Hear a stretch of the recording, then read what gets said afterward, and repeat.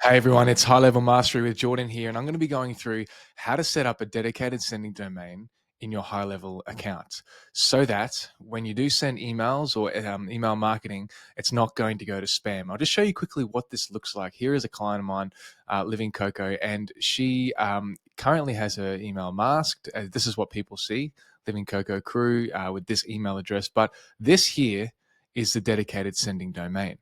Now, if she didn't have this, it would look something like msg.leadconnector.123456. It just goes on, and it doesn't look professional. And also, inboxes will recognize this potentially as spam, and therefore you'll have a high bounce rate. This is why you need a dedicated sending domain. So I'm going to show you how to do that right now. So we go into the sub account, and if you go to settings in the bottom left here and email services. All right, I'll just ignore this. Okay, dedicated domain and IP. So I just click that button here. And then we want to go add domain. Now I've bought a domain on GoDaddy. GoDaddy, to me, GoDaddy is the easiest domain provider that I've ever used. And I want to put something like LC, maybe not lead connector, maybe message or mail. I'll go mail dot, right? mail.outdoorAI247.com.au. Cool. Add and verify. Now I've got the GoDaddy set already open, DNS records already open. So if I'm lucky, I'll be able to sync this automatically. If I'm unlucky, I'll have to do it manually. Let's see what it does. All right, so it's recognized the domain provider, GoDaddy, authorize this domain.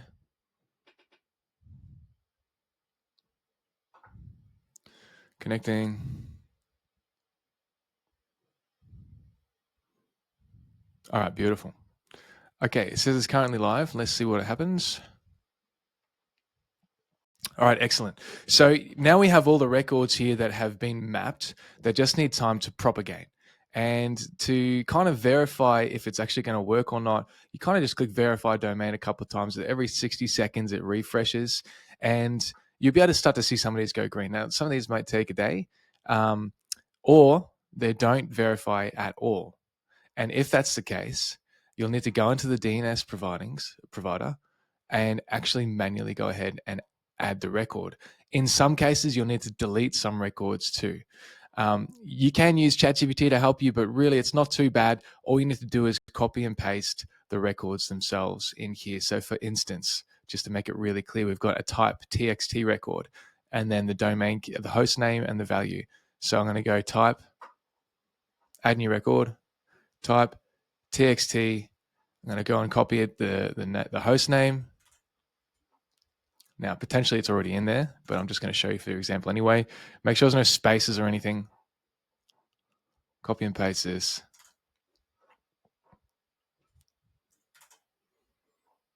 Alrighty. And you would click save. I often don't fiddle with this at all. Half an hour is fine for TTL. Don't ask me what that means. I don't know what it means.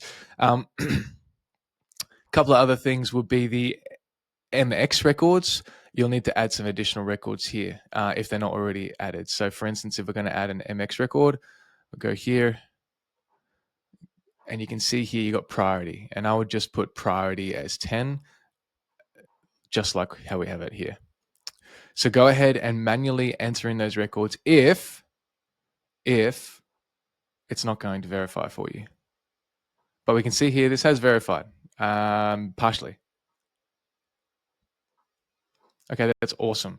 So it looks like basically we're waiting for the DMARC. This is more of a security record. This will come through probably overnight, maybe. But we currently have a verified sending domain ready to go. That was that easy. That's how good GoDaddy is. If you're choosing domain providers, this is not a they're not sponsoring this video. GoDaddy is the easiest for sure. Is it the most secure? I mean, I think they're all pretty similar, but I think Ventra IP is one of the most secure ones. The one to stay away from, if you can, is Crazy Domains, because it is such a hassle with login issues and adding records. And if you don't have like the right subscription, then you're unable to add some MX records and all that. It's a real pain in the butt. But you can see here we've got this here. I'm going to go back to the sending domain. So now I can mask it as well. So that's what I was talking about here, how you got Living Cocoa Crew as the name. That's what people see. And then they see the email address here as well.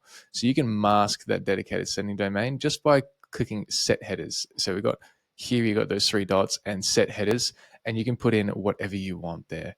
And now when you send emails to customers, or you've got leads coming in and auto emails, booking reminders, whatever it is, it's not going to go to spam. It's going to be recognizable and trusting. The providers will trust this domain. Cool. So that is how you set up. That was a really easy example of how to set up your dedicated sending domain. Sometimes it takes a little harder. Sometimes you need to like contact support for things like Ventra IP. Sometimes it's a real pain in the butt. What's really important here is that you have a prefix. If you were to just use the full domain, you risk deactivating their Outlook or Gmail. You risk deactivating their website if you just use this here and don't put a prefix. So it's really important to put a prefix. You can have MG for mailgun, or mail, or lead connector for LC, or something like that. JB, whatever you want to do. Just put a prefix there, because that is your subdomain for your dedicated sending domain. I know this may sound a bit technical if you haven't done any of this before, but if you just follow these steps, you'll be able to comfortably set up your dedicated sending domain. Of course, you can click help if you need it as well, and you can also get help from the domain provider as well. But that is how it's done.